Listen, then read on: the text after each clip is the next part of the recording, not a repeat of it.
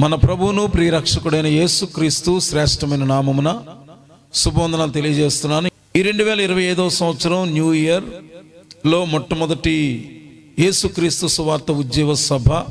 దేవుని బిడ్డలారా, నేరుగా దేవుని యొక్క వాక్యంలోనికి వెళ్ళడానికి ముందు దయచేసి ఒక 2 ఇన్సిడెంట్లు మీ ముందర పెట్టాలని ఇష్టపడుతూ ఉన్నాను. దీని ద్వారా దేవుడు మనకి ఏ పాఠాన్ని నేర్పించాలనుకుంటున్నాడో శ్రద్ధగా నేర్చుకునే ప్రయత్నం చేద్దాం. ఈ 2025వ సంవత్సరంలోనికి ఎంటర్ అయిన తరువాత క్రైస్తవ సమాజం డిసెంబర్ నెలలో చాలా బిజీగా ఉంటుంది. ప్రతి సంఘంలో కూడా యేసు ప్రభువారి యొక్క పుట్టికను గూర్చి జ్ఞాపకం చేసుకుంటూ విరివిగా ఆయా కార్యక్రమాలు జరుగుతూ ఉంటాయి. ప్రపంచంలో ఏ ఒక్కరి పుట్టినరోజు అన్ని రోజులు జరగదు. యేసు ప్రభువారి యొక్క పుట్టిన రోజును డిసెంబర్ 1వ తారీఖు నుండి 25 రోజులు కూడా చాలక 26ను కూడా జరుపుకునే వాళ్ళు ఉన్నారు.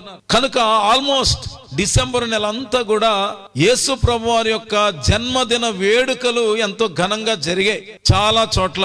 దేవుని బిడ్డలారా, తరువాత పాత సంవత్సరానికి వీడ్కోలు పలుకుతూ క్రొత్త సంవత్సరాన్ని ఎదుర్కోవడం కూడా జరిగింది.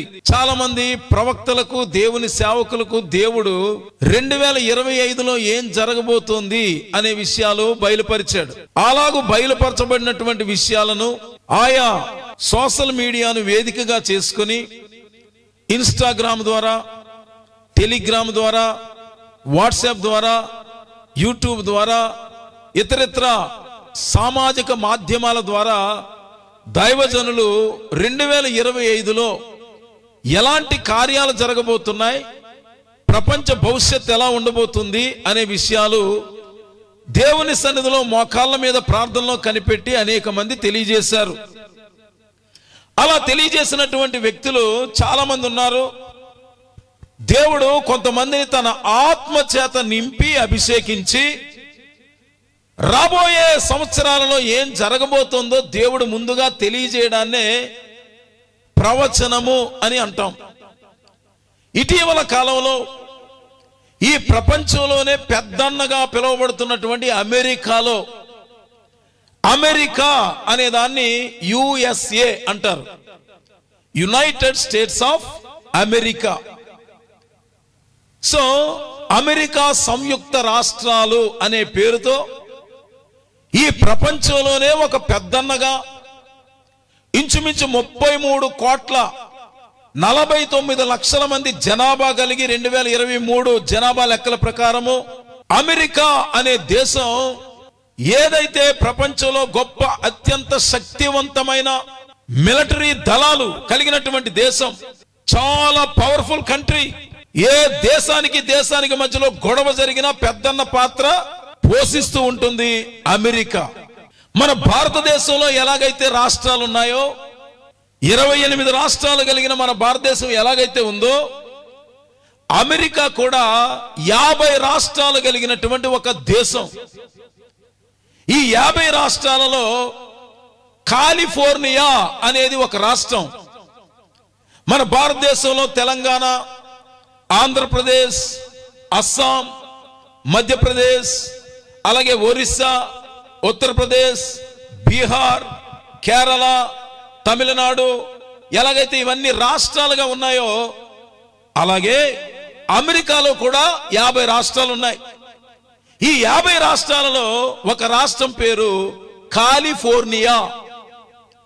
ఈ కాలిఫోర్నియా అనే రాష్ట్రంలో ఇటీవల జనవరి 7వ తారీఖు నుండి నేటి వరకు ఏదైతే భయంకరమైనటువంటి అగ్ని, ఏదైతే ఆ యొక్క సిటీయే కాలిపోవడం ఈనాడు ప్రపంచంలో అన్ని దేశాలలో కూడా వార్తల్లో విస్తారంగా ఎక్కడ చూసినా వింటూ ఉన్నాం, చూస్తూ ఉన్నాం.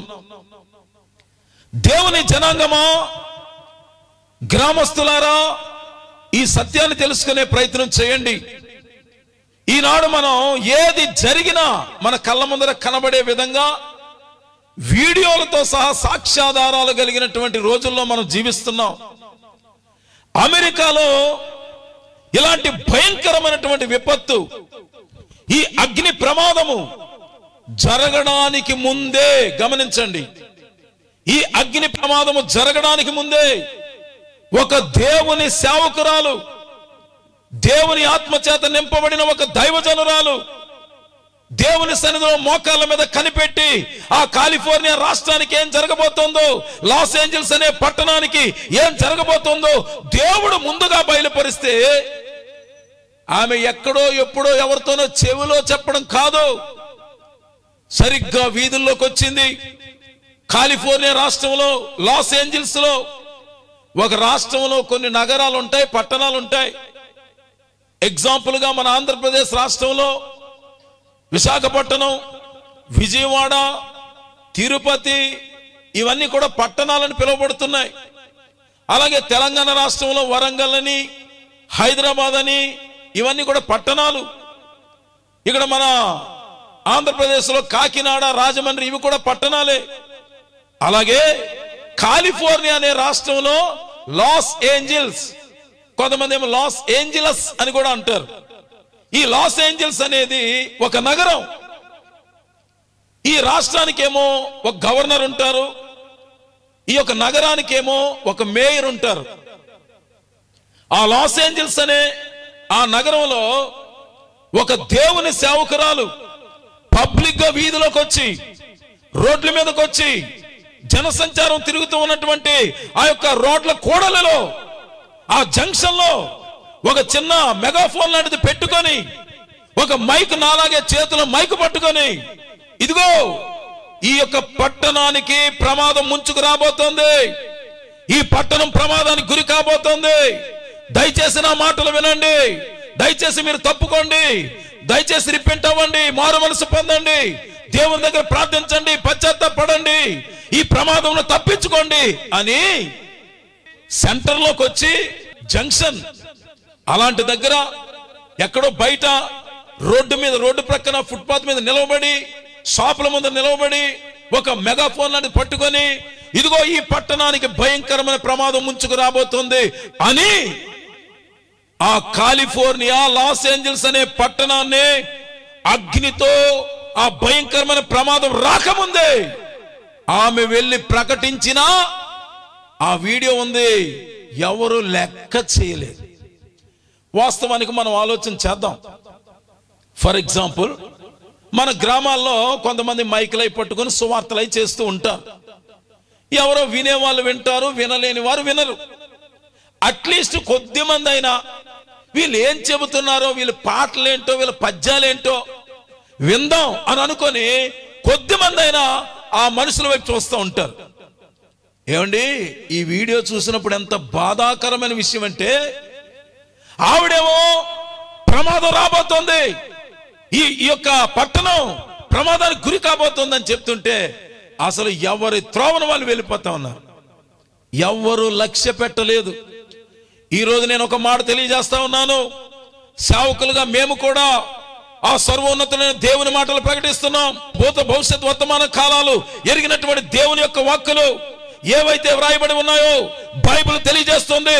ఒక పవర్ఫుల్ మాట ఉన్నది, ఈ బైబిల్లో వ్రాయబడిన సంగతుల్లో ఒక సున్నా గాని పోళ్ళు గాని తప్పిపోదు. బైబిల్లో రాయబడిన ప్రతి సంగతి నెరవేరబోతోంది. ఒక సున్నా, విసర్గ సున్నా, పొల్లు అంటాం, పొల్లు కూడా తప్పిపోదని దేవుడు అంత క్లారిటీగా రాయించాడు. ఈ బైబిల్లో ఏవైతే వ్రాయబడ్డాయో ఈనాడు బైబిల్ చాలా మంది తృణీకరిస్తూ ఉన్నారు. దేవుని బిడ్డలారా, మత ఛాందస్వాదం పెరిగిపోయి, మత ఉన్మాదం పెరిగిపోయి ఈ మధ్య కాలంలో మనం చూస్తున్నాం. బైబిల్ కూడా ఇష్టానుసారంగా మంటల్లో కాల్చినటువంటి వారిని కూడా మనం గమనిస్తూ ఉన్నాం. ఏమండి, నిన్ను వలె నీ పొరుగు వారిని ప్రేమించమని ప్రభు చెప్పిన మాట తప్ప, సర్వమానవ పాప పరిహారార్థమై ఆ శిలువలో బలి అవడం తప్ప, రక్తమంతా దారపోయడం తప్ప, తన ప్రాణాన్ని అర్పించడం తప్ప, మరణాన్ని ఓడించి ఎవడైనా మరణం దగ్గర చతికిలబడితే అదే మరణం యొక్క ముళ్ళని విరిచి 3వ దినమున మృత్యువును ఓడించి తిరిగి లేవడం తప్ప ఆ సర్వోన్నతుడైన ప్రభువును గురించిన మాటలు సర్వ ప్రపంచానికి ప్రకటించకుండా ఆటంకపరిచే భయంకరమైన సాతాను యొక్క కార్యాలు జరిగే దినాల్లో మనం జీవిస్తున్నాం. ఏం జరిగింది దేవుని బిడ్డలారా గమనించండి. ఇటీవల కాలంలో చాలా హెడ్డింగ్లు మీరు చూసే ఉంటారు. యూట్యూబ్ లో చాలా హెడ్డింగ్లు వచ్చాయి కదా. కొన్నిటికి మీ మీ మీ దృష్టికి తీసుకొచ్చే ప్రయత్నం చేస్తాను. కాలిపోతున్న కాలిఫోర్నియా, మనిషి పాపాలే కారణమా? ఒక హెడ్డింగ్. అమెరికాను దహిస్తున్న కార్చిచ్చు, కాలిపోతున్న అమెరికా. అమెరికాని హడలెత్తిస్తున్న అగ్ని ప్రమాదం, తగలబడుతున్న లాస్ ఏంజల్స్. ఓ పక్క కార్చిచ్చు, మరో పక్క దొంగలు. హాలీవుడ్ హీరోలతో సహా రోడ్డున పడ్డ 1,00,000 మంది. ఆరని అగ్ని, చాలని నీరు. అమెరికా చరిత్రలోనే అతిపెద్ద ప్రమాదం. భయం గుప్పిట్లో అమెరికా. అప్పుడేమో టైటానిక్, ఇప్పుడేమో లాస్ ఏంజల్స్. కార్చిచ్చుకు కారణం ఇదేనా? బూడిద కుప్పలా లాస్ ఏంజల్స్, శ్మశానంలా మారిన లాస్ ఏంజల్స్, ఇంద్రభవనం లాంటి 12,000 ఇల్లు మటాస్, తగలబడుతున్న హీరోల ఇల్లు, 5 లక్షల కోట్ల ఆస్తి, హీరోల ఇల్లు, స్టూడియోలు దగ్ధం. కాలిపోతున్న అమెరికా, ఇదేం పాపం? అమెరికా అల్లకల్లోలం, లాస్ ఏంజల్స్ పై అగ్నిపాసం, అమెరికా మంటల్లో మాయమైన నగరం, రాత్రికి రాత్రే మారిన హాలీవుడ్ తలరాతలు. ఇవన్నీ కూడా యూట్యూబ్లో వాటిల్లో వచ్చినటువంటి హెడ్డింగ్స్ కొన్ని మీ దృష్టికి తీసుకొచ్చే ప్రయత్నం చేశాను. దేవుని బిడ్డలారా, దయచేసి గమనించండి. నేను ఇందాక చెప్పాను కదా, దీని నుండి మనం ఒక పాఠాన్ని నేర్చుకునే ప్రయత్నం చేద్దాం. ప్రపంచంలో అగ్రరాజ్యం అమెరికా అనే విషయాన్ని నేను మీతో చెప్పాను. జనాభా పరంగా మరి అమెరికాలో లార్జెస్ట్ సిటీ ఏంటి అని మనం ఆలోచిస్తే న్యూయార్క్. అలాగే అమెరికా యొక్క రాజధాని వాషింగ్టన్. 2023 జనాభా లెక్కల ప్రకారం నేను ఆల్రెడీ మీతో చెప్పాను. ఈ మొత్తం జనాభాలో క్రైస్తవుల సంఖ్య 67%. ఇక్కడ మీకు ఒక విషయాన్ని మీ దృష్టికి తీసుకొని రావాలి. 2001లో వినండి వినండి, చాలా ఇంపార్టెంట్. 2001లో, ఇది 2025, నోర్లు తెరవండి ఒకసారి. 2025, 2001లో సంగతి చెప్తున్నా నేను. 2001లో అమెరికాలో క్రైస్తవ జనాభా 81%. ఎంతండి? 81%. 2012లో 78%. తగ్గిందా పెరిగిందా? తగ్గింది. 2014లో 70%. 2015లో మళ్ళీ కొద్దిగా పెరిగి 75%. ఇప్పుడేమో 67%. ఏం జరుగుతోంది అమెరికాకి? వాస్తవానికి రాను రాను రాను రాను రాను రాను పెరగాలి కదా, కానీ ఏం జరుగుతోంది? తగ్గుతోంది. ఎందుకు? కారణం ఏంటి? అమెరికాలో బాగా నేము ఫేము బాగా పెరిగిపోయి, ఆస్తులు పెరిగిపోయి, అంతస్తులు పెరిగిపోయి, డబ్బు మదంతో ఇష్టానుసారంగా జీవిస్తూ చెట్ట చివరికి ఎక్కడికి వచ్చారంటే దేవుడే లేడు అనే స్థితికి చాలా మంది దిగజారిపోతూ ఉన్నారు. ఎందుకంటే వాళ్ళ అవసరాలన్నీ ఏ తీరుస్తుంది? డబ్బే తీరుస్తుంది. బేద బిక్కి అయితే ఏం చేస్తారంటే, అయ్యా ప్రభువా మాకు ఈ పూట ఆహారాన్ని ఇవ్వండి, ఇదిగో నన్ను అప్పుల బాధ నుండి విడిపించండి, నన్ను ఈ సమస్య నుండి లేవనెత్తండి, నన్ను గట్టెక్కించండి, ఇదిగో నాయన ప్రభువా నేను ఈ కోటి సమస్యలో ఉన్నాను, నన్ను విడిపించండి. అదే డబ్బున్నవాడు, బాగా డబ్బున్న వాళ్ళు పెద్ద లెక్కేమీ ఉండదు.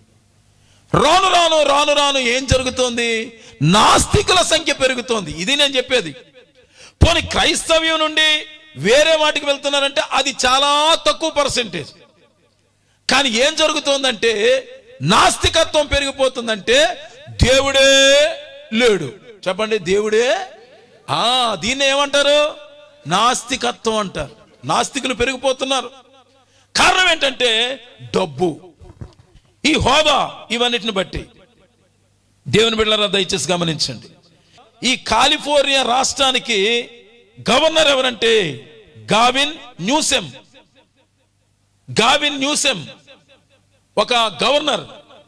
ఈ గవర్నరు అలాగే మేయర్ కేరెన్ బాస్, ఈయనేమో లాస్ ఏంజల్స్ నగరం యొక్క మేయర్.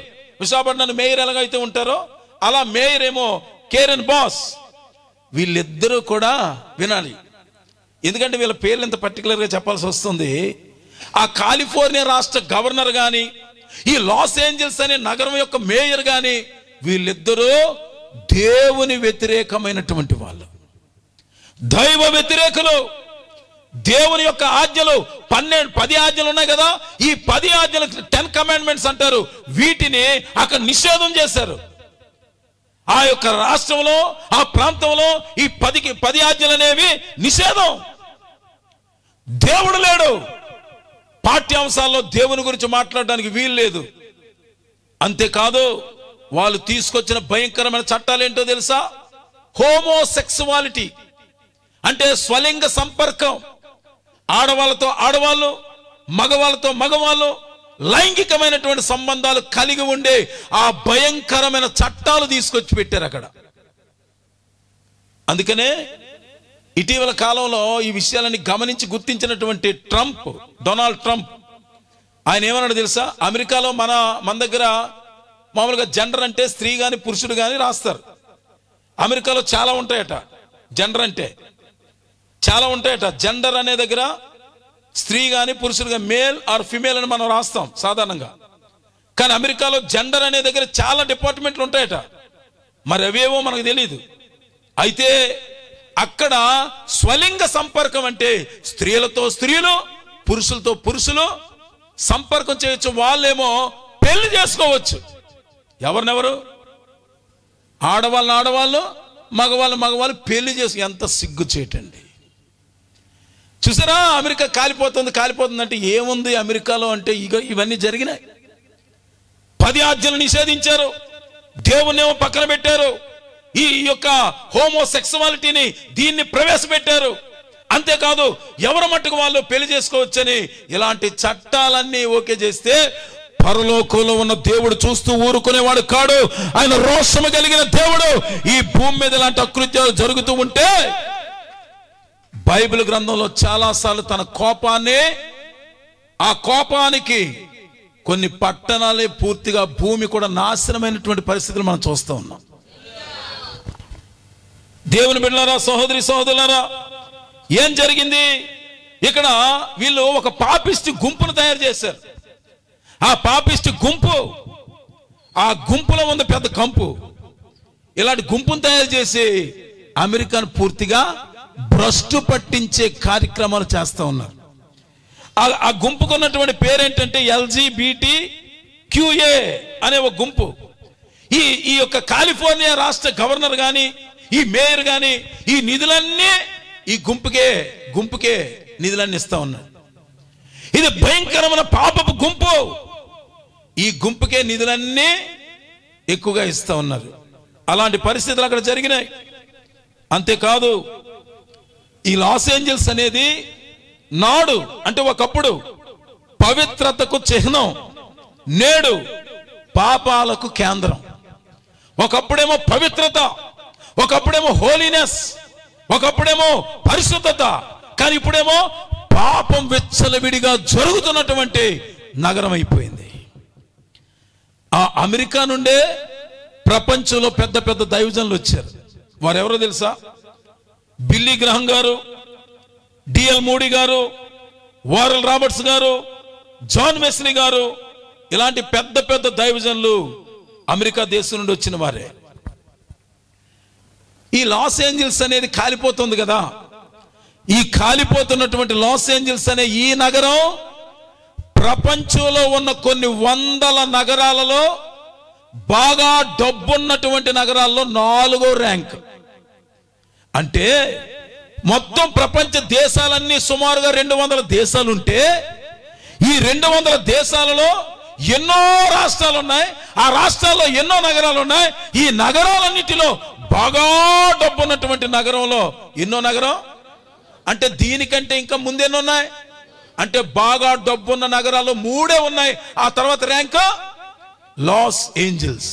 అంటే ఎంత డబ్బు కలిగిన నగరమో ఆలోచన చేయండి. ఒక మాట చెప్పమంటారా? అక్కడ ఉన్నటువంటి లాస్ ఏంజల్స్లో ఎక్కువగా సినీ నటీనటులు ఉంటారు.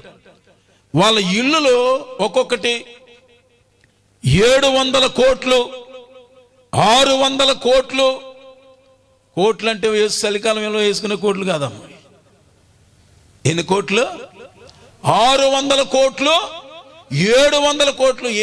ఏంటట? ఒక ఇల్లు, ఒక్కొక్క ఇంటి ఖరీదు కొన్ని 400 కోట్లు, కొన్ని 200 కోట్లు. ఆయా స్థాయిలను బట్టి అంతంత డబ్బు కలిగినటువంటి ఇల్లులో నిర్మించుకున్నారు. అది ఎక్కడో తెలుసా? ఏ నగరం? లాస్ ఏంజల్స్ అనే నగరంలో. ఇప్పుడు మనకేమర్థమైంది?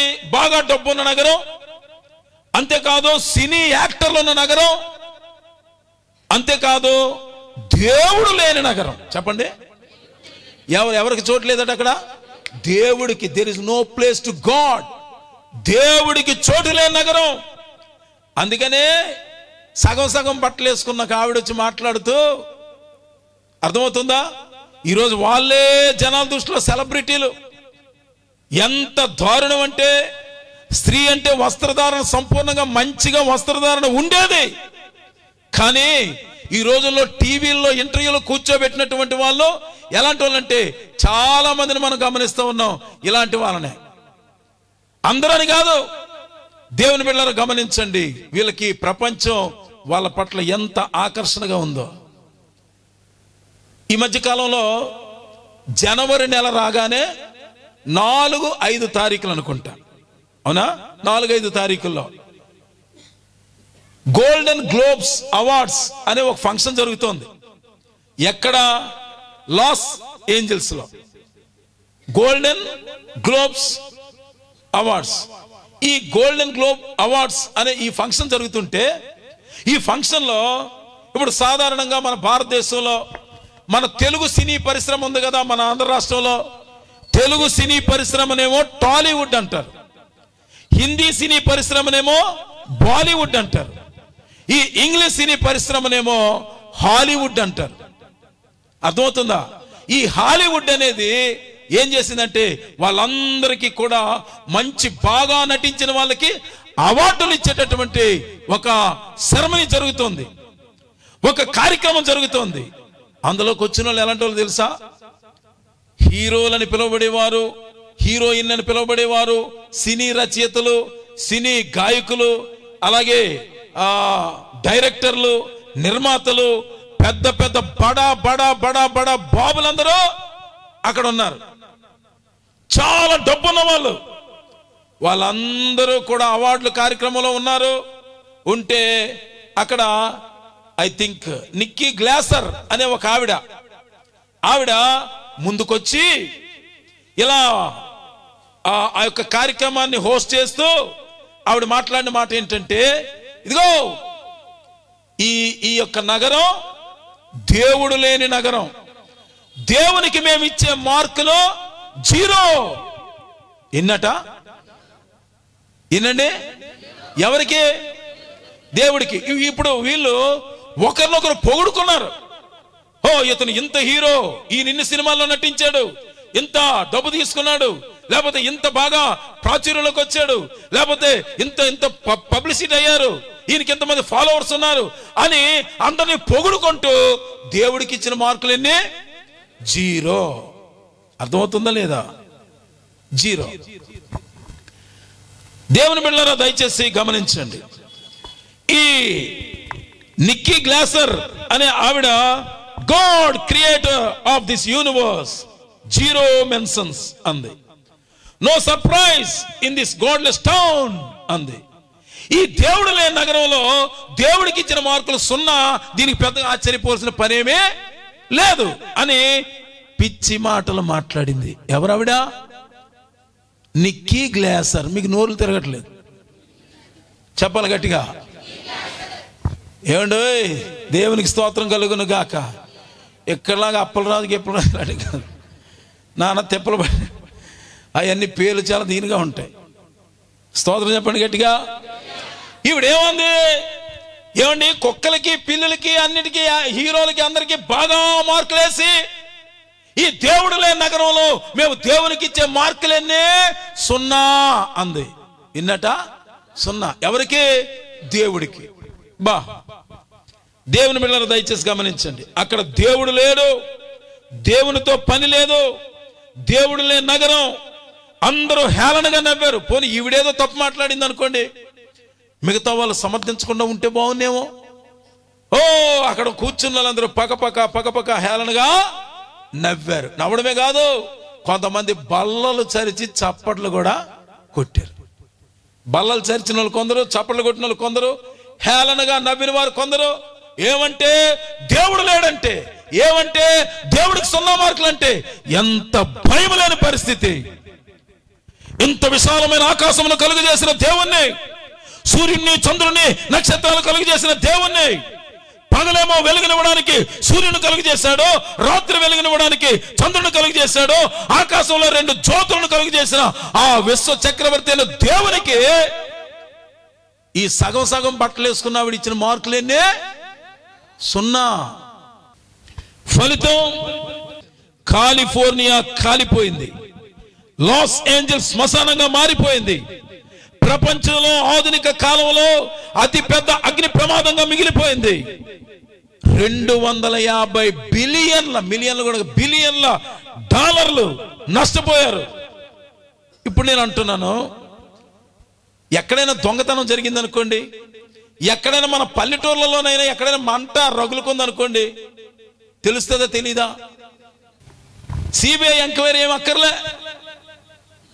సెంట్రల్ బ్యూరో ఆఫ్ ఇన్వెస్టిగేషన్, అది మన కేంద్ర ప్రభుత్వంలో అత్యంత పెద్ద దర్యాప్తు సంస్థ. ఎక్కడ కాలింది, ఎలా ముట్టుకుందో తెలియపోవచ్చు, కానీ ఏ ఇల్లు కాలిపోయిందో తెలిసిపోతుంది.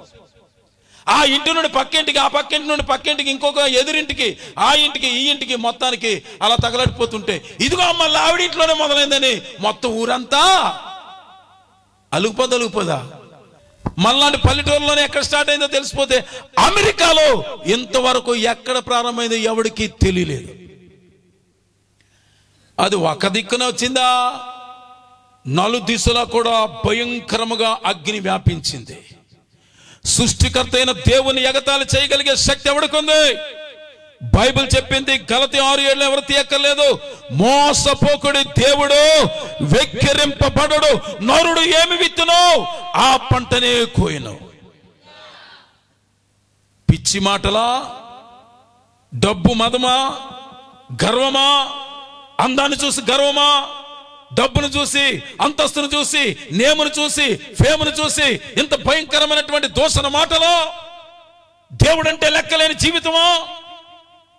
కేవలం సినిమాల్లో నటించినంత మాత్రాన, కొన్ని 100 కోట్ల రూపాయలు వచ్చినంత మాత్రాన దేవుణ్ణే వదిలిపెట్టే అంత భయంకరమైనటువంటి సాహసం చేస్తే, ఈరోజు ఆ సినిమా హీరోలు హీరోయిన్లని పిలువబడేవారు దేవుని బిడ్డలారా 100 కోట్ల ధనాన్ని లాస్ అయిపోయి, 1000 కోట్ల ధనాన్ని లాస్ అయిపోయి, లోపల ఉన్న సామాన్లు కాలిపోయి, ఎవరైనా బయటికి ఏమైనా పట్టుకొని ఎక్కడికి పరిగెత్తగలరు, ఎక్కడికి వెళ్ళగలరు? ఎవడైనా ఒక ఫ్రిడ్జ్ పట్టుకొని బయటికి వెళ్తే అదొకటే తప్ప ఇంకేదే అవకాశం ఉండదు. ఇల్లులు శరవేగంగా కాలిపోయాయి. ఏమండి, ఈరోజు నేను మీకు వాక్యానుసారంగా తెలియజేస్తా ఉన్నాను, అగ్ని ఎక్కడి నుండి వస్తుంది? కార్చిచ్చు, ఏ చిచ్చు? కార్చిచ్చు. ఈ అడవులు తగలడిపోయి అడవుల నుండి వచ్చిందని రకరకాల మాటలు మాట్లాడుతూ ఉన్నారు. నేనంటున్నాను, దేవుడే లేడని దేవునికి 0 మార్కులు వేసి, పిచ్చి ప్రలాపన చేసి, దేవునికి వ్యతిరేకంగా, సృష్టికర్తకు వ్యతిరేకంగా ఆయననే వెక్కిరించి వెకిలి చేష్టలు చేస్తే, ఈరోజు వాళ్ళందరూ కూడా వాళ్ళ ఆస్తులు పాస్తులన్నీ మంటల్లో మాడి మసైపోయాయి. ఎక్కడ నీ అవార్డులు, ఎక్కడా నీకున్న ఆ ఫిల్మ్స్, ఎక్కడా నీకున్నటువంటి విలువైన వస్తువులు? ఏ దేశానికి వెళ్ళినా గొప్ప గొప్ప విలువైన వస్తువులు కొనుక్కునే ఆ విలువైన వస్తువులన్నీ ఏమైపోయినాయి? కాలిపోయినాయి. మొత్తం సిటీ అంతా ఏమైపోయింది? సిటీ అంతా మొత్తం సిటీయే తగలడిపోయింది. 15,000 గృహాలు కాలిపోయినాయి. 100 మందికి పైగా యాక్టర్ల తాలూకా ఇల్లులు కాలిపోయినాయి. ఎంతో ఆస్తి నష్టం. ఇంత భయంకరమైన నష్టాన్ని ఆ ప్రాంతంలో వారు చూడగలగడానికి కారణం ఏంటి? దేవునికి వ్యతిరేకంగా మాట్లాడిన పిచ్చి మాటలు. ఒక విమానంలో ప్రయాణం చేస్తున్నటువంటి ఒక స్త్రీ, దేవుడు ఆమెకు ఒక దర్శనం చూపించాడట. ఒక దర్శనం చూపించాడు. ఏంటంటే, ఈ కాలిఫోర్నియా, లాస్ ఏంజల్స్ అనేటటువంటి పట్టణం మీద చీకటి కమ్మింది. ఆ చీకటిని చూసింది. ఆ విమానంలో ఉన్నటువంటి ఆ స్త్రీ కూడా చెప్పిందంట, ఇదిగో ఈ దేశం, ఈ యొక్క రాష్ట్రం మీదకి, ఈ యొక్క నగరం మీదకి దేవుని యొక్క ప్రమాదం రాబోతా ఉంది, ఒక ప్రమాదం రాబోతోంది అని చెప్పి ఆవిడ కూడా చెప్పిందంట. ఇప్పుడు మేము కూడా చెబుతున్నాం, అయ్యలారా అమ్మలారా, నిజమైన దేవుడు ఎవరో తెలుసుకోండి, పాప క్షమాపణ ఎలా పొందగలమో తెలుసుకోండి, హృదయాలు ఎలా కడగబడతాయో తెలుసుకోండి, మీ కొరకు ప్రాణం పెట్టిన దేవుడు ఎవరో తెలుసుకోండి, మాట్లాడే దేవుడు ఎవరో తెలుసుకోండి, మీ జీవితాలు మార్చగలిగే దేవుడు ఎవరో తెలుసుకోండి. అనేకమైన రుజువులతో, అనేకమైన సాక్ష్యాలతో ఈనాడు ప్రపంచంలో ప్రతి దేశంలో ఆరాధిస్తున్న దేవుడు ఎవరో తెలుసుకోండి అని పలుమార్లు ఘంటాపదంగా దేవుని మాటలు ప్రకటిస్తుంటే, అమెరికాలో, కాలిఫోర్నియాలో, లాస్ ఏంజల్స్ లో ఎలాగైతే లెక్క లేకుండా, పట్టింపు లేకుండా అటు ఇటు తిరుగుతూ ఉన్నారు, ఆ స్త్రీ ఎంత ప్రకటన చేసినా పట్టించుకోలేదు. అదే రీతిలో ఈనాడు కూడా మన భారతదేశంలో అనేక మంది ఉన్నారు, మన చుట్టుపక్కల ఉన్నారు, అనేక మంది ప్రజలు ఉన్నారు. దేవుని బిడ్డలారా, మాలాంటి ప్రవక్తలు దేవుడు నిలబెట్టాడు. ప్రపంచానికి ఏం జరగబోతుందో తెలియజేయమన్నాడు. ఇదిగో, నమ్మి బాప్తిస్మం పొందినవాడు రక్షించబడును, నమ్మనోళ్ళ వారికి శిక్ష విధించబడును. ప్రతి మనిషి దేవుని దగ్గర తీర్పును ఎదుర్కోవాలి, ప్రతి మనిషి లెక్క అప్పగించాలి. నా ఇష్టం తాగుతాను, తందనాలాడుతాను, నా ఇష్టం బూతులు మాట్లాడతాను, నా ఇష్టం అన్యాయం చేస్తాను, నా ఇష్టం మోసం చేస్తాను, నా ఇష్టం అక్రమంగా జీవిస్తాను, నా ఇష్టం వ్యభిచారం చేస్తాను అనుకుంటే, ఎవరు చూడలేదనుకుంటే, అగ్ని జ్వాలల వంటి నేత్రములు కలిగిన దేవుడు చూస్తున్నాడని, ఆయన ఒక రోజు లెక్క అడగబోతున్నాడని, ఆయన దగ్గర నువ్వు లెక్క చెప్పాలని, ఒక రోజు భయంకరమైన శిక్ష ఎదుర్కొనే పరిస్థితులు వస్తాయని ఘంటాపదంగా దేవుని మాటలు చెప్తూనే ఉన్నాం. బ్రతుకులు దిద్దుకోమని చెప్తున్నాం, మారు మనసు పొందమని చెప్తున్నాం, పాప క్షమాపణ పొందమని చెప్తున్నాం, నీ జీవితంలో చిన్ననాటి నుండి చేసిన పాపాలు ఒప్పుకోమని చెప్తున్నాం, విడిచిపెట్టమని చెప్తున్నాం. అయినా లెక్కలేనితనమే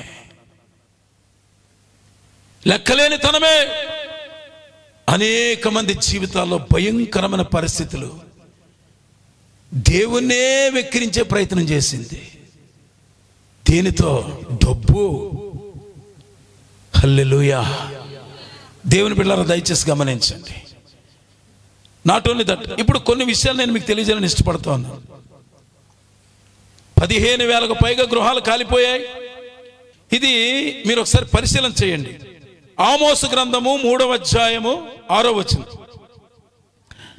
ఆమోసు గ్రంథము 3వ అధ్యాయము 6వ వచనం. పట్టణమందు బాకానాదము వినబడగా జనులకు భయము పుట్టకుండునా, యెహోవా చేయనిది పట్టణంలో ఉపద్రవం కలుగుతుందా? దేవుడు చేయలేని పట్టణంలో ఉపద్రవం రాగలుగుతుందా అంటే ఎవరు చేసినట్టు చెప్పాలా? అంతే. ఎందుకు? సృష్టికర్తకు వ్యతిరేకంగా తిరుగుబాటు చేస్తే, కళ్ళు నెత్తికి వస్తే, గర్వం ఒంటి నిండా ఉంటే, దేవుడు చెప్తున్నాడు, గర్విష్ఠులు ఆయనకు దృష్టిలో హేయులు. గర్విష్ఠులు అంటే ఆయనకు అసహ్యం. దేవుని బిడ్డలారా, దయచేసి కొన్ని విషయాలు చూద్దాం. వీళ్ళు కూడా గర్వించారా లేదా? గర్వించారు. ఏమండి, అక్కడ ఏమని మాట చూస్తున్నారు మీరు? యెహోవా చేయనిది పట్టణములో ఉపద్రవము కలుగునా? క్వశ్చన్ మార్కా కాదా? అంటే ఇప్పుడు దీన్ని బట్టి మీకు ఏమర్థమైంది అంటే, దేవుడు చేయకుండా పట్టణంలో ఉపద్రవము రాదు. హల్లెలూయా. అర్థమైందా లేదా? దేవుని జనాంగమ జాగ్రత్త గమనించండి. అంతేకాదు, యెషయా గ్రంథం 45:7 చూడండి. యెషయా గ్రంథం 45:7, కీడును కలుగజేయవాడను నేనే. హల్లెలూయా. స్తోత్రం గట్టిగా. ఏమండి, ఇప్పుడు ఇందాక నేను చెప్పాను, ఆవిడ పేరేం పేరు చూసావు? నోళ్ళు తిరగట్లేదని చెప్పాను కదా నేను. అమ్మా, నిక్కీ గ్లాసా? ఇంకా విస్కీ గ్లాస్ అనలే. సంతోషం అమ్మా, దేవునికి స్తోత్రం. అటువంటి అపవిత్రమైన మాట మాట్లాడలేనందుకు వందనాలు మీ అందరికీ. నిక్కీ గ్లాసర్, ఓకేనా? ఆవిడ గర్వముతో మాట్లాడింది. ఎలా మాట్లాడింది? గర్వంతో. బైబిల్లో గర్వం గురించి కొన్ని విషయాలు మనం చూద్దాం.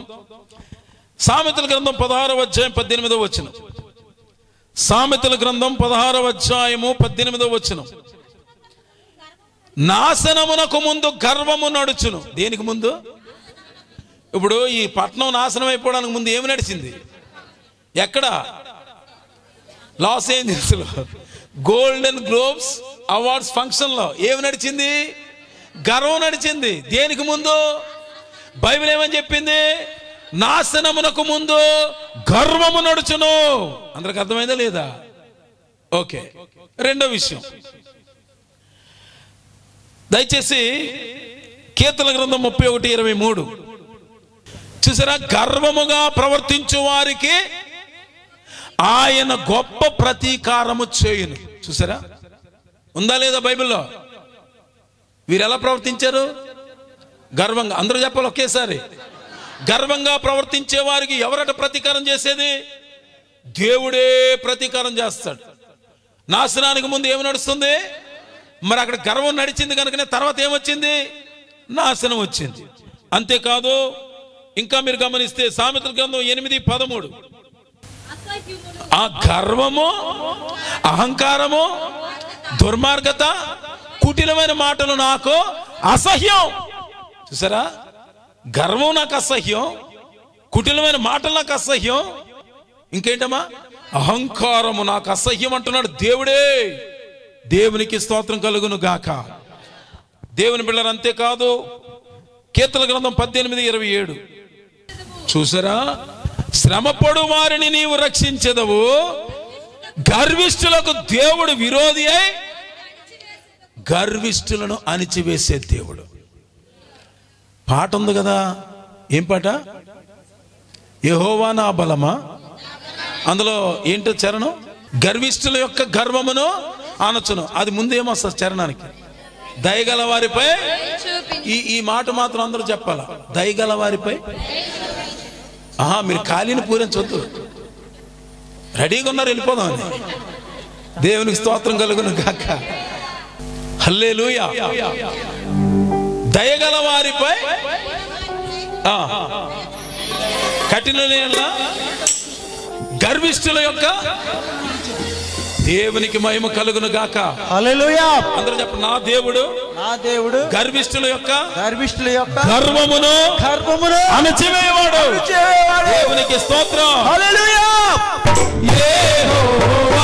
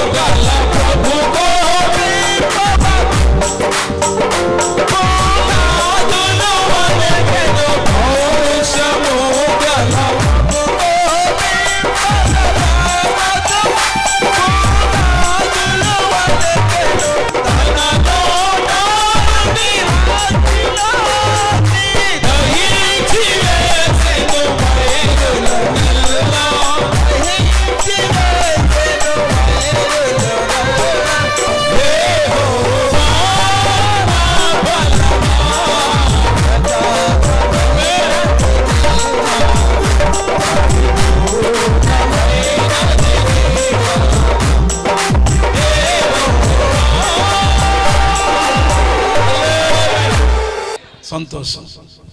యెహోవా నా బలమా అన్నప్పుడే ఎంతో స్ట్రెంగ్త్ అండి.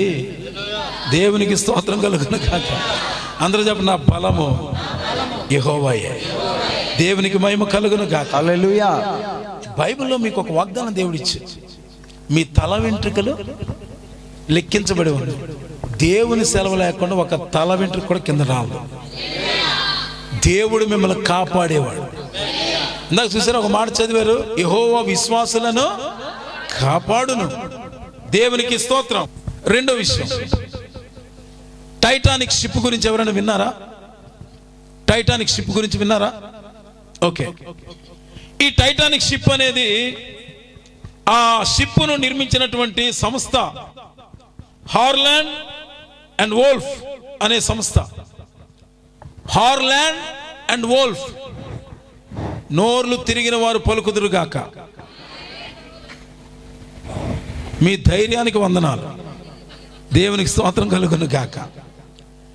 ఈ సంస్థ సుమారుగా 500 షిప్లు తయారు చేసింది, 500 నౌకలు తయారు చేసింది. ఈ టైటానిక్ అనే షిప్, దీని నిర్మాణం 1907లో ప్రారంభమైంది. 1907లో ప్రారంభమయ్యి రోజుకు 2000 మంది కార్మికులు సుమారు 3 సంవత్సరాలు కష్టపడి నిర్మించారు. దేన్ని? టైటానిక్ అనే షిప్ను. అందరికి అర్థమైంది కదా? అందరికి అర్థమైంది లేదా? ఎన్ని సంవత్సరాలు? రోజుకి ఎంతమంది కష్టపడేవారు? రోజుకు 2000 మంది చొప్పున 3 సంవత్సరాలు కష్టపడి నిర్మించారు. ఈ షిప్ నిర్మాణకుడు పేరు థామస్ ఆండ్రూస్ అనండి. రాను రాను బాగానే తిరుగుతుంది. Thomas Andrews. ఏమండి, ఈ షిప్ చాలా అందమైనది, అద్భుతమైనది, విశాలమైనది, వేగవంతమైనది. ఈ షిప్ చాలా అందమైనది, అద్భుతమైనది, విశాలమైనది, చాలా స్పీడ్గా వెళ్ళేది, వేగవంతమైనది. దీనికి అన్సింకబుల్ టైటానిక్ అనే పేరుతో మీడియాలో వార్తా కథనాలు వచ్చాయి. అన్సింకబుల్ అంటే నీటిలో మునిగిపోని నౌక, అంటే ఇది ఎప్పటికీ నీటిలో మునగదు అనే కథనాలు వచ్చాయి. అలాంటి స్ట్రాంగ్ షిప్ ఇది అని థామస్ ఆండ్రూస్ అనే వ్యక్తి ఈ షిప్ మీద ఒక ట్యాగ్ లైన్ పెట్టాడు. ట్యాగ్ లైన్, ఒక లైన్ ఏమనంటే, దిస్ ఈస్ వర్చువల్లీ అన్సింకబుల్. ఈ ఓడ మునిగిపోవడం అసాధ్యం అన్నట్లు. అంటే ఈ ఓడ మునిగిపోదు అంటూ ఊరుకున్నాడా? ఇక్కడే ఉంది అసలైన కథ. రెండో ట్యాగ్ లైన్ ఏం పెట్టాడు? God cannot sink this ship. దేవుడు కూడా నేను నిర్మించిన ఈ టైటానిక్ అనే షిప్ను దేవుడు కూడా ముంచడం సాధ్యం కాదు, దేవుడు ముంచలేడు అన్నాడు. ఇందాక ఆవిడ పేరు ఏం పేరు చెప్పండి? అప్పుడు మళ్ళా మర్చిపోయారు. ఏమండి, దయచేసి గ్లాస్ అనకండి. దేవునికి స్తోత్రం కలుగును కాక.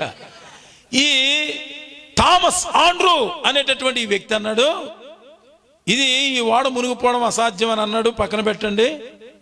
God cannot sink this ship. ఈ పడవను దేవుడు కూడా ముంచడం దేవునికి కూడా సాధ్యం కాదు. అంత స్ట్రాంగ్ గా నిర్మించాం, ఇంత కష్టపడ్డాం, 3 సంవత్సరాలు కష్టపడ్డాం. ఈ షిప్ను ఆ యొక్క ముంచడం దేవుడికే సాధ్యం కాదన్నాడు. దేవుని బిడ్డలారా దయచేసి గమనించండి. 1912 ఏప్రిల్ 10న ఈ షిప్ ప్రయాణానికి సిద్ధమైంది. అంటే ముందు నిర్మించబడింది కదా. 1912 ఏప్రిల్ 10న ఈ షిప్ ఏమో ప్రయాణానికి రెడీ అయింది. ఇంగ్లాండ్లో సౌత్ ఆంప్టన్ నుండి అమెరికాలో న్యూయార్క్ వరకు ప్రయాణం. నిన్ను మాట్లాడి మీకు ఎలాగో తిరగదు కాబట్టి ఇంగ్లాండ్ నుండి అమెరికా చెప్పండి. ఇప్పుడు ఎక్కడి నుండి ఎక్కడికి? ఇప్పుడు ఈ షిప్ ఎక్కడి నుండి ఎక్కడికి వెళ్ళాలి? ఇంగ్లాండ్ నుండి అమెరికాలో న్యూయార్క్ వెళ్ళాలి. అయితే 1912లో ప్రయాణం ఏప్రిల్ 10వ తారీఖున స్టార్ట్ అయింది. ఏమండి, మంచి ప్రశాంతమైన వాతావరణం, తుఫానుకు సంబంధించిన ఎటువంటి సూచనలు లేవు. అంటే పెద్ద తుఫాను వస్తుందంటే కొద్దిగా ఏమైనా పడవలకు ప్రమాదం ఉంటుందేమంటే అది లేదు. ఇది ప్రయాణం ఏ సముద్రంలో అంటే అట్లాంటిక్ సముద్రంలో, ఇక్కడెక్కడో చెరువు కాదు అది. ప్రయాణికులను సాగనంపడానికి వేలాది మంది వచ్చారు అక్కడికి. అంటే వాళ్ళని ఓకే హ్యాపీ జర్నీ అని చెప్పడానికి వేల మంది వచ్చారు. ప్రయాణికులు ఎంతమంది పడతారంటే 1500 మంది పడతారు. దాంట్లో 1500 మంది. దానిలో మామూలుగా సాధారణంగా 2 రకాలైనటువంటి టికెట్స్ కూడా ఉంటాయి. ఆల్ సీట్స్ ఫుల్ అయిపోయాయి. మరి ట్రయల్ రన్ కూడా సక్సెస్ అయింది. అంటే ముందు ట్రయల్ వేశారు, ఇది ఎలాగెళ్తుందా అని ట్రయల్ వేస్తే అది కూడా సక్సెస్ అయింది. అంచనా ప్రకారము 7 రోజుల్లో చేరుకోవాలి. ఇప్పుడు చెప్పండి, ఎక్కడి నుండి ఎక్కడికి?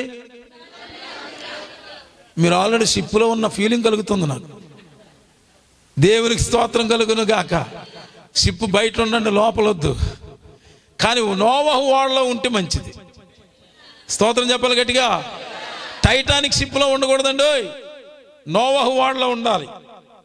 అన్ని సీట్లు ఫుల్ అయిపోయాయి. మరి ట్రయల్ రన్ సక్సెస్ అయిపోయింది. 7 రోజుల్లో గమ్యానికి చేరుతుంది. అయితే షిప్ బయలుదేరింది. 3 రోజులైంది షిప్ బయలుదేరి. ఫ్రాన్స్లో మధ్యలో ఐలాండ్లో చిన్న విరామం షిప్కి. ఆ తర్వాత ఐస్బర్గ్ అంటే మంచు కొండల గురించి హెచ్చరికలు పంపాడు వేరే షిప్లో ప్రయాణం చేస్తున్నటువంటి కెప్టెన్. ఆయన ఏం చేశారంటే, ఈ త్రోవలో మార్గం మధ్యలో మంచు కొండలు ఉంటాయి, జాగ్రత్త అని సంకేతాలు పంపాడు ఈ షిప్కి, ఈ కెప్టెన్కి. ఈ కెప్టెన్ ఏం చేశాడంటే ఉత్సాహంతో, ఎందుకంటే విశాలమైనది, అందమైనది, వేగవంతమైనది, ఈ షిప్కి తిరిగే లేదు, అడ్డే లేదని చెప్పి చాలా స్పీడ్గా పోనిస్తూ ఉన్నాడు. మామూలు స్పీడ్ కాదు. ఈ సంకేతాలు ఈయన సరిగ్గా గమనించుకోలేదు. అయితే టైటానిక్ షిప్లో ఎకానమీ అనే పోర్షన్లో కేవలం $30 మామూలుగా చెల్లిస్తే సీటు కన్ఫర్మ్ అవుతుంది. కానీ ఫస్ట్ క్లాస్లో ప్రయాణం చేయాలంటే $150 చెల్లించాలి. మొత్తం ఈ 1500 మంది ప్రయాణికులు ఈ నౌకలో 3 అంతస్తుల వరకు, ఒకవేళ పొరపాటున నీరు లోపలికి వచ్చేసిన 3 అంతస్తుల వరకు నీరు వెళ్ళినా మునిగిపోని విధంగా డిజైన్ చేశారు ఈ షిప్ని. అంత దీనికి అద్భుతంగా డిజైన్ చేశారు. అయితే సరిగ్గా 1912 అర్ధరాత్రి 12:45 అలాగే రాత్రి మరలా 2:18 ప్రమాద హెచ్చరికలు జారీ అయ్యాయి. ఎందుకంటే ఇక ప్రమాదం జరగబోతుంది ఈ షిప్కి. ఎందుకో తెలుసా? ఈ అట్లాంటిక్ సముద్రం లోపల మంచు కొండలు ఉన్నాయి. ఏ కొండలు చెప్పండి? మంచు కొండలు లోపల, ఎక్కడ? నీటి లోపల. ఈ మంచు కొండల కోసం ఇది ఏదో ప్రమాదం జరగబోతుందని రాత్రి 12:45 ఒకసారి, అర్ధరాత్రి 2:18 ఒకసారి ఈ యొక్క హెచ్చరికలు మొత్తం షిప్ లో ఉన్న వాళ్ళందరికీ మరి పంపించారు. అయితే ఆ షిప్ లో లైఫ్ బోట్స్ అంటారు, లైఫ్ బోట్స్, ఇవి కూడా చిన్న చిన్న షిప్ లాంటివి ఉంటాయి. ఎప్పుడైనా ప్రమాదం జరిగితే ఆ లైఫ్ బోట్స్ లో బయటికి వెళ్ళిపోవచ్చు. ఇవి ఎన్ని పట్టొచ్చు అంటే సుమారుగా ఇవి 32 వరకు ఈ బోట్లు పడతాయి. కానీ అందులో 20 మాత్రమే పెట్టారు. అయితే దేవుడు కూడా ముంచలేడు అనుకున్న షిప్, దేవుని బిడ్డలారా, ఎప్పుడైతే ఆ ఐస్బర్గ్ అనేటటువంటి ఆ మంచు కొండను ఈ షిప్ ఢీకొందో, బలమైనటువంటి వేగవంతమైన రీతిలో వెళ్తున్నటువంటి ఈ షిప్ బ్రద్దలైపోయింది. నీరు ఫుల్గా పైకి వెళ్ళిపోయింది. మొత్తం జనాలందరూ చచ్చారు. కొద్దిమంది ఏదో బయటపడ్డారేమో కానీ ఆల్మోస్ట్ చాలా మంది చనిపోయారు. ఏమన్నాడైనా? ఈ పడవను దేవుడు కూడా ముంచలేడు అన్నాడు. మొట్టమొదటి ప్రయాణంలోనే గర్వపు మాటలు మాట్లాడితే ఇది దేవుడికి కూడా సాధ్యం కాదంటే, ఆ పరలోకంలో ఉన్న దేవుడు గర్వపు మాటలు చూశాడు. గర్విష్ఠులంటే ఆయనకు అసహ్యం. గర్వం అనేది నాశనానికి ముందు గర్వమే ఉంటుంది. అందుకే ఎప్పుడు దీనత్వం కలిగి మనం జీవించాలి. నాకు అందం ఉందనే గర్వం, నాకు బాగా చదువుకున్నాననే గర్వం, నాకు మంచి ఉద్యోగం ఉందనే గర్వం, నాకు డబ్బు ఉందనే గర్వం, నా కులమే ఎక్కువనే గర్వం, ఇలాంటి పనికి మాలిన గర్వాలన్నీ ప్రభు పాదాల దగ్గర పెట్టుదుము గాక. అంత సర్వోన్నతుడైన దేవుడే ఈ యొక్క మహిమ ప్రపంచం నుండి, ఆ పరలోకం నుండి, ఆ దేవాది దేవుడే ఈ నరావతారిగా ఈ భూమి మీదకి వచ్చాడు. ఆ దేవుడే ఒక సాధారణమైన మనిషిగా వచ్చాడు. ఆయన అక్షయుడైన దేవుడు, నశించిపోయిన దేవుడు, ఆత్మస్వరూపి అయిన దేవుడు, ఆకాశం సింహాసనం అని సెలవిచ్చిన దేవుడు, భూమి నా పాదాలు పెట్టుకునే స్థలం అని సెలవిచ్చిన దేవుడు, ఈ సృష్టికి పూర్వమే ఉన్న దేవుడు. ఆయన మనుషులను ప్రేమిస్తున్నాడు గనుక మనుషుల కొరకు ప్రాణం పెట్టాలి గనుక, ఒకవేళ మనిషి కొరకు ప్రాణం పెట్టకపోతే, పరిశుద్ధమైన రక్తాన్ని చిందించకపోతే, మానవులకి క్షమాపణ లేకపోతే నరకానికి వెళ్ళిపోతారు గనుక, ఆ నరకానికి వెళ్ళడం ఆ ప్రేమమయుడైన దేవునికి ఇష్టం లేదు గనుక, ఈ భూమి మీద ఎవరికి పరిశుద్ధ రక్తం లేదని, ఎంత అందగాడైనా, ఎంత గొప్ప ఆటగాడైనా, ఎంత మాటకారైనా, ఎంత విద్యావేత్త అయినా, ఎంత తత్వవేత్త అయినా, ఎలాంటి శాస్త్రవేత్త అయినా, ఏ నరుడైనా నరుడే. అందుకని ఇటీవల ఒక బిషప్ గారు మాట్లాడుతూ, మానవుడు ధూళి వంటి వాడు, అరికాలు మొదలుకొని నన్నెత్తి వరకు పాపమే. ఇటువంటి మనిషి గర్వించి మాట్లాడతాడా? దేవుని దగ్గర తగ్గాలి. దేవుని దగ్గర నేను తగ్గేదేలే అనడానికి లేదు. దేవుడి దగ్గర ఏం చేయాలి? తగ్గాలి, వినమ్రంగా తగ్గాలి, పాప క్షమాపణ ప్రార్థన చేయాలి. అయ్యా, నాకు తెలుసో తెలియకో నా జీవితంలో ఎన్నో తప్పులు దొరుకుతున్నాయి, నా జీవితంలో ఎన్నో పాపాలు దొరుకుతున్నాయి. ఇదిగో నీవు ఉన్నావని, నువ్వు గొప్ప దేవుడు అని, ఒకనాటికి ఈ మానవ సమాజాన్ని, ప్రతి మనిషిని చనిపోయిన తర్వాత ఒక తీర్పు ఉందని, ఆ తీర్పులో నువ్వు లెక్క అడుగుతావని ఈ సత్యాన్ని తెలుసుకున్నాను. ఇదిగో నేను చేసిన ప్రతి పాపాన్ని నీ పాదాల చెంత పెడుతున్నాను. అయ్యా, నీ కల్వరి రక్తముతో, పరిశుద్ధ రక్తముతో, ఏ మానవుల్లో కూడా పరిశుద్ధ రక్తము లేదయ్యా. నీవే మనుషుల కొరకు నరావతారిగా దిగి వచ్చావయ్యా. మనుషులు ప్రేమిస్తున్నావు కాబట్టి వచ్చావు, మనుషుల కొరకు ప్రాణం పెట్టడానికి వచ్చావు.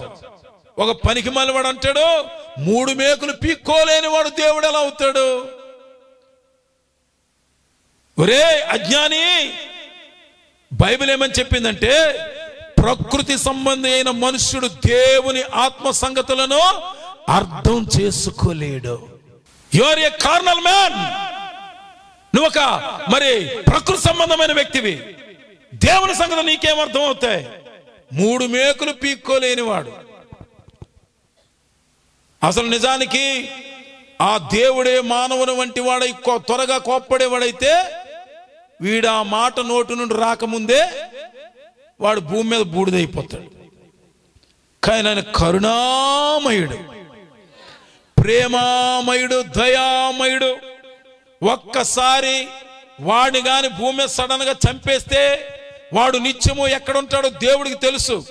ఆయన ప్రేమ కలిగిన వాడు గనుక ఎన్ని పిచ్చి కోతలు కూసినా, ఎన్ని పనికి మాలిన మాటలు మాట్లాడినా, ఎంత అగౌరవంగా మాట్లాడినా, దేవుని ఎంత కించపరిచినా, ఈనాడు ఎంత దారుణంగా ఉందంటే, భక్తి లేని వాళ్ళు, శక్తి లేని వాళ్ళు, పవిత్రమైన జీవితం లేని వాళ్ళు, పాపపు భూయిష్టమైన బ్రతుకుతున్న వాళ్ళు ఆ ప్రభువును ఇష్టానుసారంగా మాట్లాడుతుంటే, ఆయన దీర్ఘశాంతము గలవాడు గనుక బ్రతికిపోతున్నారు వీళ్ళు.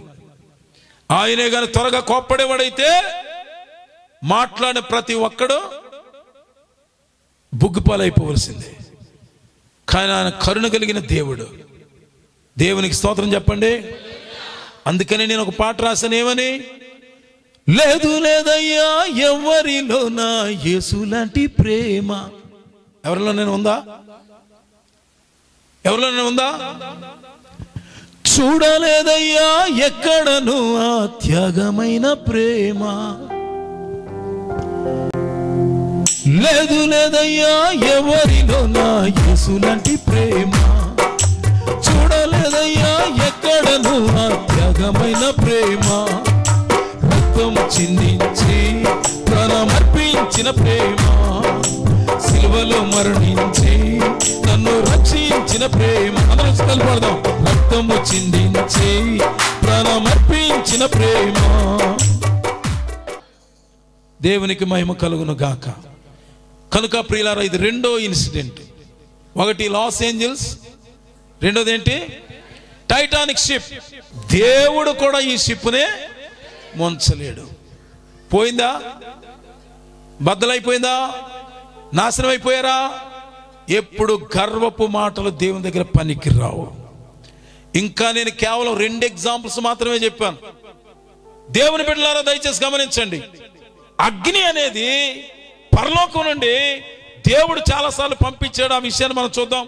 ఆకాశం నుండి అగ్ని వచ్చే సందర్భాలు మనం గమనిస్తే ఒక 10 నిమిషాల్లో మనం ముగించుకుందాం.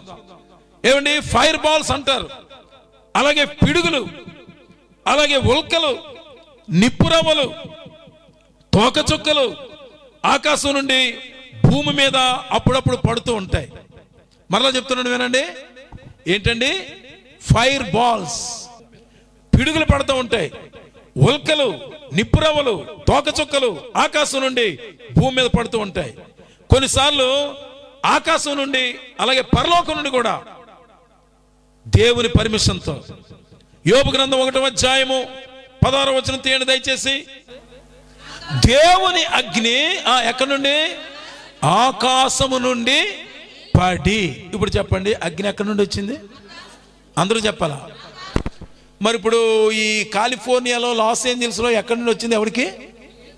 కానీ మొత్తం టౌన్ అంతా ఏమైపోయింది? తగలడిపోయింది. ఆకాశము నుండి అగ్ని. యోబు గ్రంథంలో మీరు చూశారు కదా, మరలా చదవమ్మా. ఆకాశము నుండి పడి హల్లెలూయా. అంటే అగ్ని ఎక్కడి నుండి వచ్చింది చెప్పండి? ఆకాశం నుండి వచ్చింది. సరే, ఇంతకీ ఇది ఎవరివి? గొర్రెలు ఎవరివి? మరి దేవుని అగ్ని భయభక్తులు కలిగిన ఆయన మీదకి రావడం ఏంటి అని అంటే, అపవాదికి దేవునికి మధ్యలో ఒక సవాలుతో కూడిన సంభాషణ జరిగింది. అలా జరిగినప్పుడు నువ్వు అన్నీ ఇచ్చావు కదా, ఆయనకో ఆయన కలిగిన వాటన్నిటికీ నువ్వు ప్రొటెక్షన్ ఇచ్చావు కదా, కాపుదలు ఇచ్చావు కదా, మరి ఆ మాత్రం దానికి భక్తిగా ఉండడా అని అంటే, సరే నేను ఆ కాపుదల తీసేస్తున్నాను, అతని ప్రాణాన్ని ముట్టొద్దని చెప్పి అపవాదికి అవకాశం ఇచ్చినప్పుడు, ఆ అపవాది దేవుని పర్మిషన్తోనే ఆ అగ్ని అనేది కురవడం జరిగింది. ఎందుకంటే యోబు యొక్క భక్తిని పరీక్షించడానికి. స్తోత్రం చెప్పండి ఒకసారి. ఓకే, ఇక రెండో విషయాన్ని మనం గమనిస్తే ఆదికాండం 19వ అధ్యాయము 24వ వచనం. అగ్ని ఎక్కడి నుండి వచ్చింది? వినాలి అందరూ, ఎక్కడి నుండి వచ్చింది?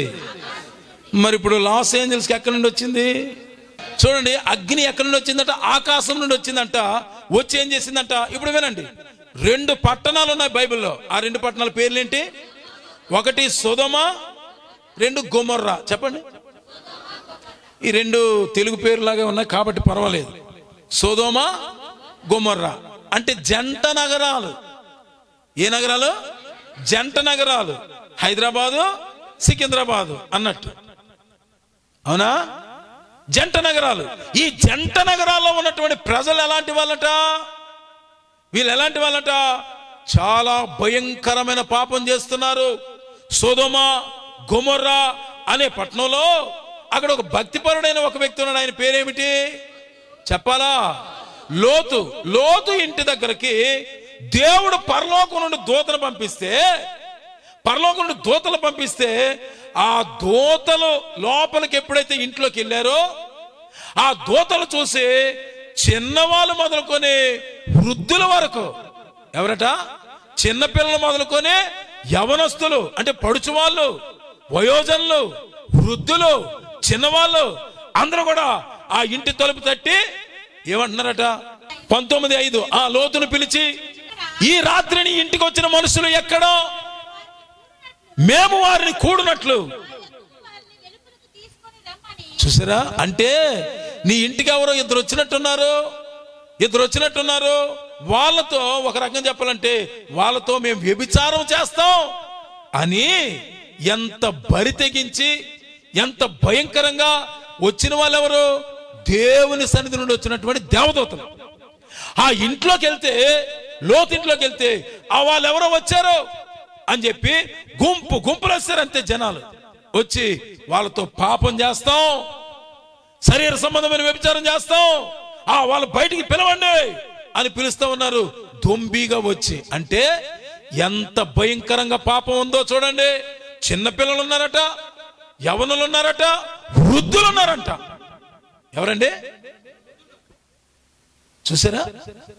అంటే వృద్ధులు కూడా వ్యభిచారపు తలంపులతోనే ఉన్నారు. అక్కడ కూడా హోమోసెక్సువాలిటీ ఉంది, స్వలింగ సంపర్కం ఉంది. ఎంత భయంకరంగా అక్కడ పాపం పెరిగిపోయింది. కనుకనే దేవుడు అన్నాడు లోతును, చెప్పండి, లోతు కుటుంబాన్ని బయటికి రమ్మన్నాడు. ఎక్కడి నుండి? సొదొమ, గొమొర్రా అనే పట్టణం నుండి, ఆ ప్రాంతం నుండి బయటికి రండి. నేను ఈ 2 పట్టణాలు అగ్ని గంధకాలు పంపించి నాశనం చేయబోతున్నాను అన్నాడు. లోతు ఇంకా తడుకుంటా ఉన్నాడు. ఇంకా ఇంకా ఇంకా తడుతుంటే అప్పుడు లోతును బలవంతంగా తీసుకెళ్లాల్సిన పరిస్థితి వచ్చింది. చివరికి దేవుని యొక్క అగ్ని గంధకాలు ఎక్కడి నుండి వచ్చాయంట? ఆకాశం నుండి వచ్చి ఆ సొదొమ గొమొర్రా అనే పట్టణాలు, 2 పట్టణాలే దేవుడు పూర్తిగా కాల్చి పడేశాడు. అంతే. ఆ కాల్చినప్పుడు వీళ్ళు కూడా కాలిపోయారు లేదా? వీళ్ళ పిచ్చి వేషాలు కాకపోతే ఏమయ్యారు? కాలిపోయారు. అంటే ఆ ఏరియాలో యొక్క పంటలు పండే ఛాన్సే లేకుండా చేశాడు దేవుడు. పాపం పెరిగిపోతే దేవుని ఉగ్రతకు గురి కాక తప్పదు. ఏ గ్రామమైనా, ఏ మండలమైనా, ఏ జిల్లా అయినా పాపం పెరిగిపోతే, విపరీతమైనటువంటి విచ్చలవిడి ప్రవర్తనలు ఉంటే, భయంకరమైన పాపాలు చేస్తుంటే దేవుని హెచ్చరిక ఏంటో తెలుసా? ప్రమాదానికి గురి కాక తప్పదు. దేవుని బిడ్డలారా దయచేసి గమనించండి. ఈ యొక్క సొదొమ గొమొర్రా భయంకరం. దేవునికి చోటు లేదు, మానవత్వం లేదు. ఎందుకు ఈ టౌన్స్ నాశనం చేశానంటే అక్కడ పంటలు పండకూడదు, భూమి ఫలించకుండా కాల్చివేయాలన్నదే దేవుని ఉద్దేశం. దేవునికి స్తోత్రం కలుగును గాక. అలాగే ఇంకో సందర్భంలో మనం గమనిస్తే లేవియకాండం 10వ అధ్యాయం 1-2 వచనాలు మనం ముగించేసుకుందాం.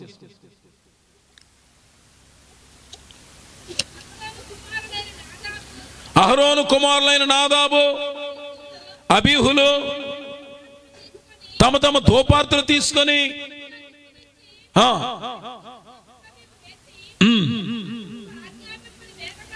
యెహోవా తమకు ఆజ్ఞాపించని వేరొక అగ్ని, అంటే దేవుడు ఆజ్ఞాపించింది కాదు, ఆజ్ఞాపింపని వేరొక అగ్నిని ఆయన సన్నిధికి తేగా ఏం చేసిందట? ఇప్పుడు చెప్పండి, అగ్ని ఎక్కడి నుండి వచ్చింది? యెహోవా సన్నిధి నుండి వచ్చింది. అందరికి అర్థమవుతుందా? అగ్ని ఎక్కడి నుండి వచ్చిందండి? యెహోవా సన్నిధి నుండి అగ్ని దిగి వచ్చింది. దేవుని బిడ్డలు అంతేకాదు, సంఖ్యాకాండం 16వ అధ్యాయము 35వ వచనం చూడండి దయచేసి. యెహోవా యొద్ద నుండి అగ్ని బయలుదేరి 250 మంది, అంటే కోరహు అతనితో పాటు కొంతమంది వ్యక్తులు దేవునికి మోషేకు విరుద్ధంగా సనిగి వారు ఏం చేశారంటే పాపం చేశారు. దేవుని నుండి అగ్ని బయలుదేరి ఆ 250 మందిని ఏం చేసింది? కాల్చివేసింది. ఇప్పుడు దేశాలు, దేవుని బిడ్డలను గమనించండి, దేశాలు మోసగించబడినప్పుడు సాతాను దేవునికి వ్యతిరేకంగా యుద్ధం చేయడానికి అనుచరులను సిద్ధపరిచినప్పుడు దేవుడు సాతానును అతని సైన్యాలను మృంగివేయడానికి పంపించే అగ్ని ఇది చివరిసారిగా రాబోతున్న అగ్ని. ఎప్పుడు పాపం చేసిన దేవుడు తన తీర్పును తెలియజేస్తూ వచ్చాడు. ఇప్పుడు చివరి కంక్లూజన్ వర్డ్స్ ఒక్క మాట చెప్పి నేను ముగించేస్తాను. మొట్టమొదట ఎవరు తీయక్కర్లేదు, ఆదికాండం 6వ అధ్యాయంలో భూమి మీద నరుల యొక్క చెడుతనము విస్తరించనారంభించినప్పుడు, చెడు పెరిగిపోతున్నప్పుడు దేవుడు ఒక వ్యక్తి నీతిమంతుని చూశాడు. ఆ ఒక్క నీతిమంతుల కోసం ఆ కుటుంబాన్ని రక్షిస్తూ దేవుడు ఏం చేశాడో తెలుసా? ఒక పెద్ద ఓడ నిర్మించమన్నాడు. ఇంతమంది ప్రజల్ని, ఆ చెడిపోయి భూలోకం అంతా చెడిపోయి ఉంటే ఈ భూమి అంతటిని నీటితో నాశనం చేయాలనుకున్నాడు, ముంచేయాలనుకున్నాడు. ఆ సమయంలో ఒక్క నీతిమంతుడు ఉంటే ఆ నీతిమంతుడిని రక్షించడం కోసం దేవుడు ఒక ఓడను సిద్ధపరిచాడు. నోవహు యొక్క కుటుంబం 8 మంది ఆ పడవలోనికి వెళ్ళారు. 40 దినములు భయంకరమైనటువంటి వర్షాన్ని కుమ్మరించి మొత్తం ఇష్టానుసారంగా పాపం చేసి చెడిపోయిన వారందరినీ దేవుడు తుడిచిపెట్టేశాడు, నాశనం చేశాడు. అంటే పాపం చేసిన వాళ్ళ మీద దేవుని కోపం ఉంది, పరిశుద్ధంగా జీవించిన వాళ్ళకి దేవుని యొక్క కాపుదల కూడా ఉంది. అలాగే సొదొమ గొమొర్రా పట్టణాలు కాల్చేసే ముందు అక్కడ నీతిమంతునిగా జీవించినటువంటి లోతు అనే వ్యక్తిని దేవుడు కాపాడడం కోసం దేవదూతలు పంపించాడు. ఆ లోతు అనే వ్యక్తిని దేవుడు కాపాడాడు. కానీ పాపం చేసిన మిగతా వాళ్ళందరినీ దేవుడు అగ్నితో కాల్చివేశాడు. అదే రీతిలో రేపొద్దున భయంకరమైన నరకాన్ని, మరణం తర్వాత ఉన్నది అసలైన జీవితం, నరకానికి వెళ్ళిపోయే ఆ భయంకరమైన శిక్ష నుండి తప్పించడానికే దేవుడు నిన్ను నన్ను మనందరినీ రక్షించాడు. గట్టిగా చప్పట్లు కొట్టి దేవునికి స్తుతులు చెల్లిద్దామా? గట్టిగా చప్పట్లు కొట్టి ప్రభువును మహిమపరుద్దామా? ఒక్కసారి నోరు తెరిచి గంభీరంగా స్తోత్రం చేద్దామా? హల్లెలూయా. మనలను మన కుటుంబాలను తన అత్యంత కృపచేత రక్షించిన దేవునికి మహిమ కలుగును గాక, స్తుతి కలుగును గాక. కరుణామయునికే స్తుతి కలుగును గాక, ప్రేమమయునికే మహిమ కలుగును గాక. ఎంత ధన్యులం అండి.